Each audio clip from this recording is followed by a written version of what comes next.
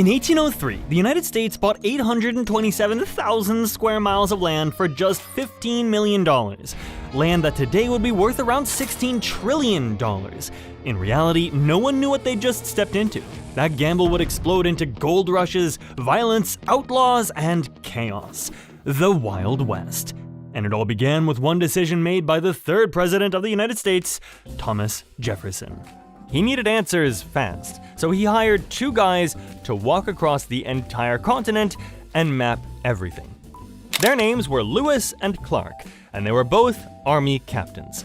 They headed west in 1804 with one mission: figure out what America just bought and somehow not die trying. They took a Native American woman called Sacagawea. She guided them through lands her people had lived in for thousands of years. We're supposed to walk to the Pacific Ocean? Through completely unknown territory. With no backup? Pretty much. And if we get lost? You guys realize I actually know where we're going, right? 2 years later, Lewis and Clark made it back alive with incredible news. The land was packed with rivers, mountains, and endless forests. Plus, millions of Native Americans already called it home. But here's where things got interesting. Lewis and Clark told everyone about all the animals out west. Tons of beavers, and beaver fur was super valuable back then. People paid big money for beaver hats. So, mountain men, crazy wilderness explorers who hunted animals, followed Lewis and Clark's route into the unknown. These fur trappers lived like wild hermits, hunting beavers and selling their pelts to make a fortune. Other people found out about this and wanted to make their fortune too, so families started loading up covered wagons and heading west on the Oregon Trail. A 2,000-mile journey that took 6 months and was super dangerous. But little did they know, they were about to find something far more valuable than beaver fur. Within months, America went absolutely bonkers. It all started in 1848 when a carpenter called James Marshall spotted something shiny in a river. When he bent down to pick it up, he realized what it was. It was gold. He tried keeping it a secret, but word leaked out faster than water through a broken dam. The biggest migration in American history had just begun. Lots of people wanted to find their own gold, and a little village called San Francisco exploded from 500 people to almost 100,000 in just 5 years. Ships arrived so fast that captains abandoned them in the harbor and ran off to dig for gold. The bay filled with empty ghost ships. Meanwhile, check out this map. America kept getting bigger. The Mexican-American War ended in 1848, and suddenly the United States owned California, Nevada, Utah, and chunks of other future states. The Treaty of Guadalupe Hidalgo, a peace deal between America and Mexico, made it official. So there's gold just lying around in California streams? Nuggets the size of chicken eggs. How do we get there? Ship around South America.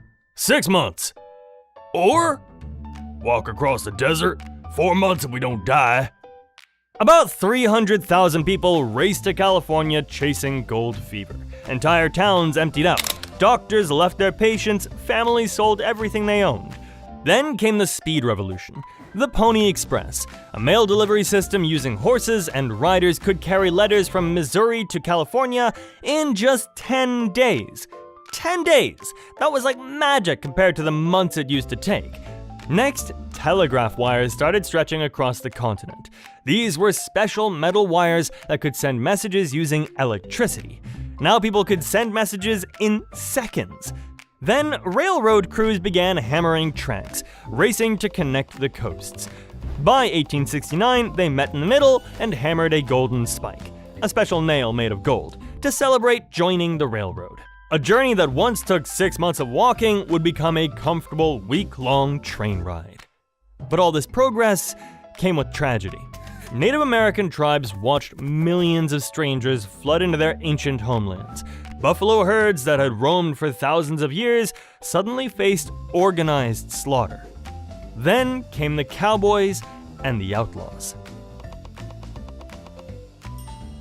Railroads were spreading everywhere, and someone figured out how to turn smelly Texas cows into mountains of cash. Cowboys weren't fancy gunslingers like you see in the movies. They were regular guys who got paid to move huge herds of cattle, that's just another word for cows, across hundreds of miles of dangerous land. Their job was to keep the animals alive and get them to the railroad so they could be shipped across the country. After the Civil War, a big war between northern and southern American states, beef prices went crazy. A cow worth $20 in Texas could sell for $200 up north in Chicago. Somebody had to get those cows there. So cowboys loaded up herds of 2,000 cattle and started the longest, most dangerous road trips in history. They followed routes like the Chisholm Trail, a 800-mile path from Texas to Kansas where the railroads waited. Imagine babysitting 2,000 stubborn cows for 3 months straight. One lightning strike could spook them into the stampede that killed everyone. River crossings meant some cows might drown, and the whole time you're sleeping on dirt and eating beans. How long till we reach the railroad? 3 more months? If we're lucky. What if the cows stampede? Hope your horse is faster. I should have stayed on the farm. Meanwhile, outlaws were having a blast robbing everything. Jesse James and his gang knocked over banks like they were toy stores. Billy the Kid, a gunfighter, racked up a huge body count before he turned 21. The Dalton brothers tried robbing 2 banks in the same town at the same time. Spoiler alert, it didn't work. Lawmen like Wyatt Earp and Doc Holliday chased these bad guys across the West. They became famous not because they were heroes, but because they survived when everyone else died. Towns blew up overnight wherever cattle drives met railroad tracks. Looky here at this map. Abilene, Dodge City, and Tombstone went from empty prairie to wild boom towns in a single season. Saloons and gambling halls sprang up everywhere. And with all this super fast expansion, the railroads became targets for outlaws.